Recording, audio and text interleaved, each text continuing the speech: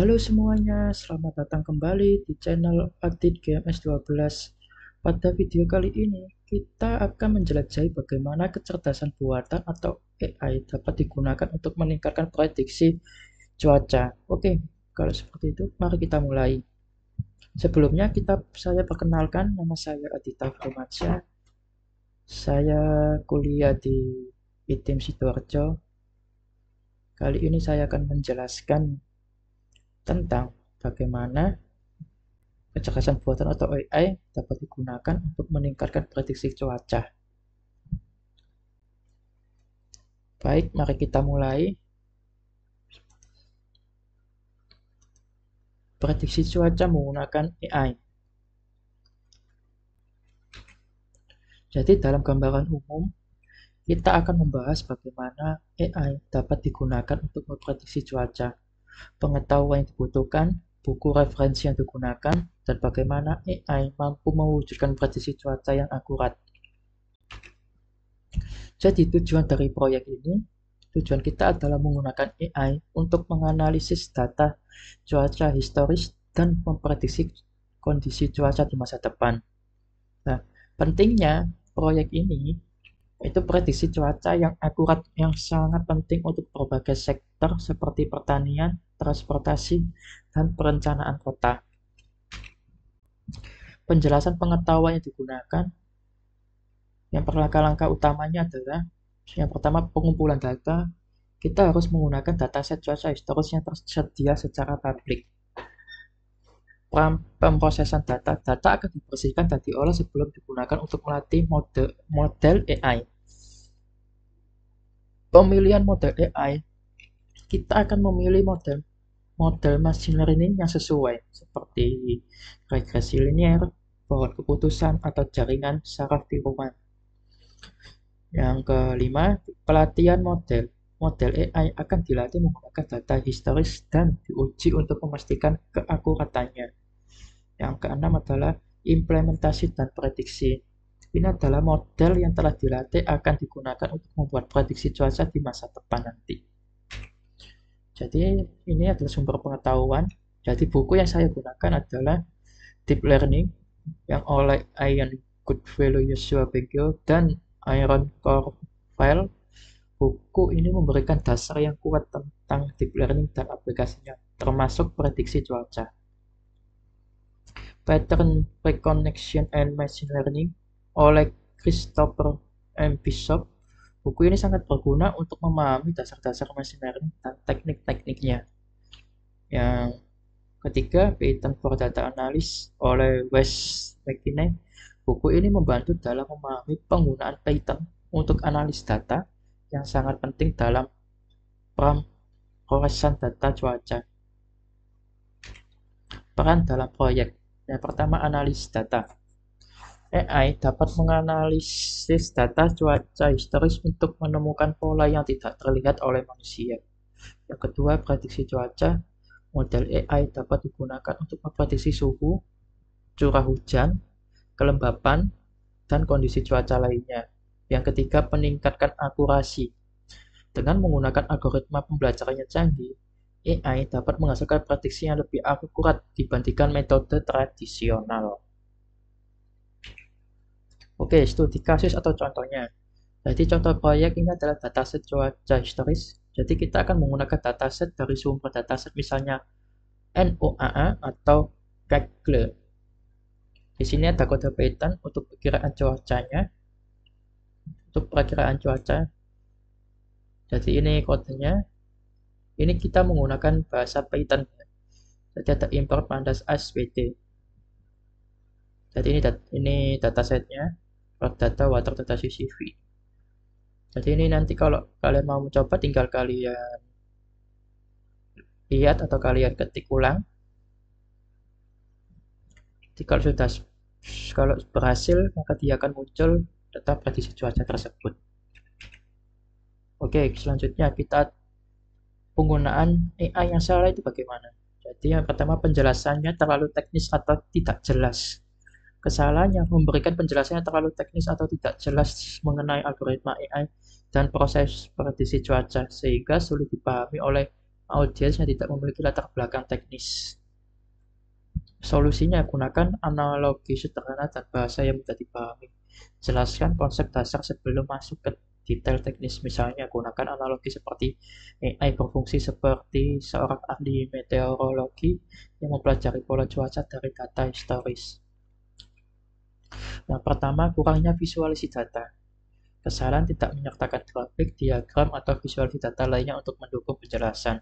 Jadi solusinya gunakan grafik dan diagram untuk memvisualisasikan data cuaca historis, hasil prediksi, dan proses pembelajaran mesin.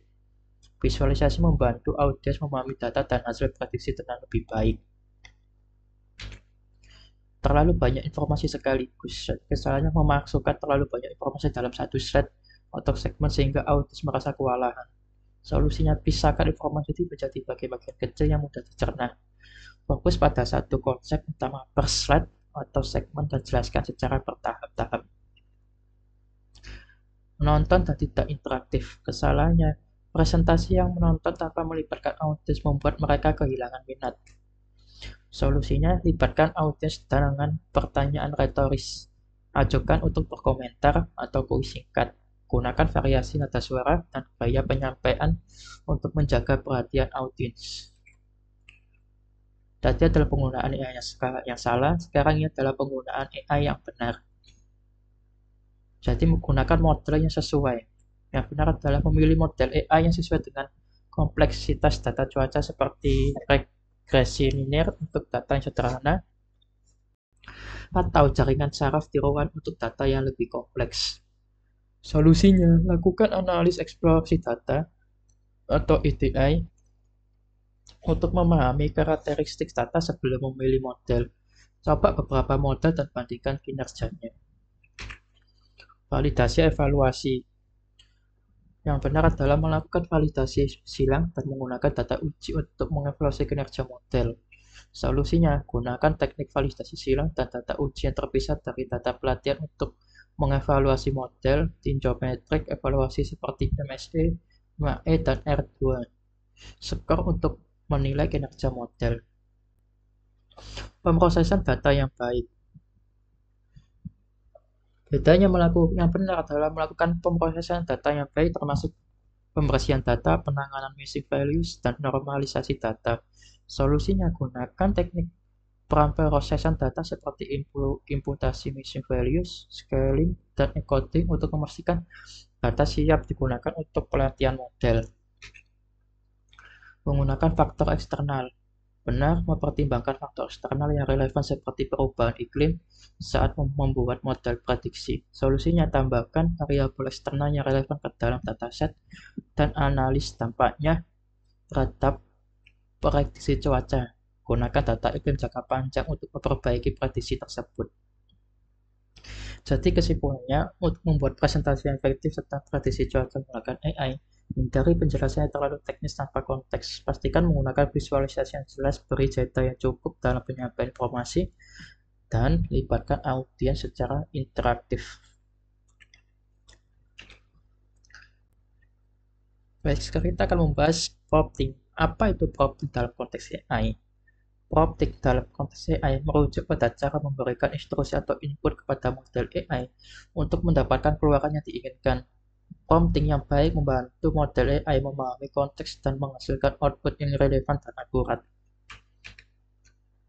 Jadi prompting yang benar yaitu memberikan informasi yang jelas dan spesifik mengenai data cuaca yang digunakan dan tujuan prediksi. Contohnya, berdasarkan data suhu, kelembapan, dan tekanan udara selama 10 tahun terakhir, prediksi cuaca untuk minggu depan di kota X. Jadi keuntungannya, model AI ini dapat memahami konteks dengan lebih baik dan memberikan prediksi yang lebih akurat. Oke, yang pertama, detail yang tepat. Prompting benar menyertakan detail yang relevan dan penting untuk prediksi cuaca, seperti lokasi, waktu, dan parameter cuaca. Contohnya prediksi suhu harian untuk minggu depan di kota ini dengan menggunakan data historis suhu kelembapan. Seperti BMKB itu kan menggunakan AI. Nah, BMKB itu kita tahu besok itu hujan atau panas, itu menggunakan AI. Jadi keuntungannya model AI ini dapat memberikan semua informasi yang diperlukan untuk melakukan analisis yang komprehensif. Format data yang konsisten. Jadi, prompting yang benar itu memastikan data yang diberikan kepada model AI untuk memiliki format yang konsisten dan teksturnya dengan baik. Jadi, berikan data dalam format tabel dengan kolom untuk tanggal, suhu, kelembapan, tekanan udara, dan cerah hujan. Keuntungannya mengurangi kesalahan dalam pengolahan data dan meningkatkan akurasi prediksi. Yang ketiga, penyertaan faktor eksternal. Jadi, prompting yang benar itu mempertimbangkan faktor eksternal yang dapat mempengaruhi prediksi cuaca seperti perubahan iklim atau fenomena alam. Sertakan data perubahan iklim global dan kejadian fenomena alam seperti El Nino untuk prediksi cuaca tahunan. Jadi keuntungannya, prediksinya lebih komprehensif dan akurat. Ini adalah prompting yang benar. Sekarang kita akan membahas prompting yang salah. Jadi prompting yang salah itu dia memberikan instruksi yang ambigu atau tidak spesifik tentang data dan tujuan prediksi. Contohnya prediksi cuaca. Jadi kerugiannya model AI mungkin memberikan output yang tidak relevan atau kurang akurat karena kurangnya konteks yang jelas. Nah, pertama, detailnya tidak lengkap. Jadi prompting yang salah tidak menyertakan detail yang penting untuk prediksi cuaca seperti lokasi atau periode waktu. Jadi kita orang-orang tidak akan tahu kalau besok itu hujan atau panas atau gimana jika tidak menyertakan detail yang tidak lengkap, dan waktunya juga kita tidak tahu. Seperti itu, contohnya seperti prediksi suhu. Jadi kerugiannya, model AI kekurangan informasi yang diperlukan untuk membuat prediksi yang akurat. Format data yang tidak konsisten. Jadi prompting yang salah ini memberikan data dalam format yang tidak konsisten atau tidak terstruktur dengan baik. Jadi contohnya, berikan cuaca dalam format acak tanpa penjelasan yang jelas. Model AI mungkin mengalami kesulitan dalam memahami dan mengolah data yang mengarah ke hasil prediksi yang tidak akurat. Yang ketiga, mengabaikan faktor eksternal. Prompting yang salah tidak mempertimbangkan faktor eksternal dapat mempengaruhi prediksi cuaca. Contoh, prediksi cuaca itu hanya berdasarkan data suhu historis tanpa mempertimbangkan perubahan iklim. Yang ketiga, kerugiannya. Jadi kerugian prediksi mungkin ini tidak akurat karena mengabaikan faktor-faktor penting yang mempengaruhi cuaca. Oke, selesai. Jadi dari penjelasan saya, mungkin jika ada pertanyaan bisa kalian tinggalkan di kolom komentar. Dan jangan lupa like video ini juga.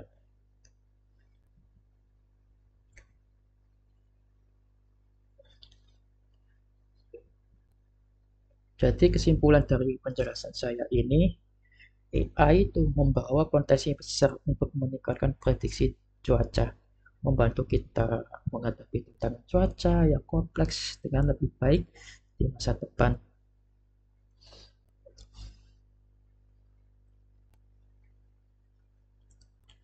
Jadi supaya nanti kita orang yang mau bepergian kemana, seperti kita mau keluar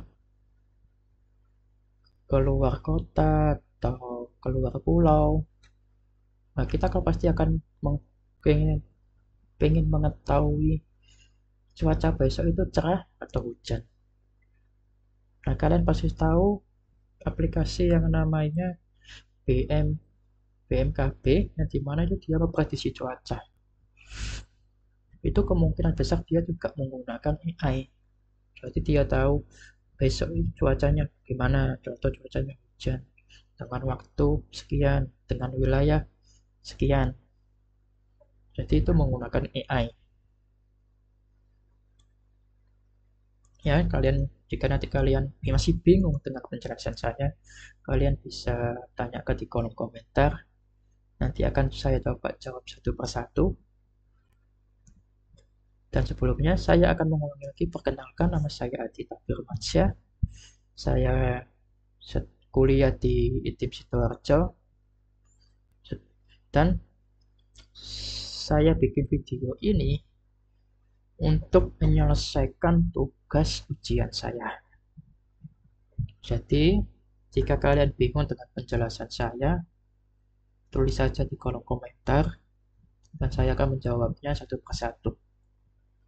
Jadi terima kasih karena telah menonton video saya dan jangan lupa like, share, and subscribe untuk video-video berikutnya tentang teknologi dan kecerdasan buatan. Oke, sampai jumpa. Assalamualaikum warahmatullahi wabarakatuh.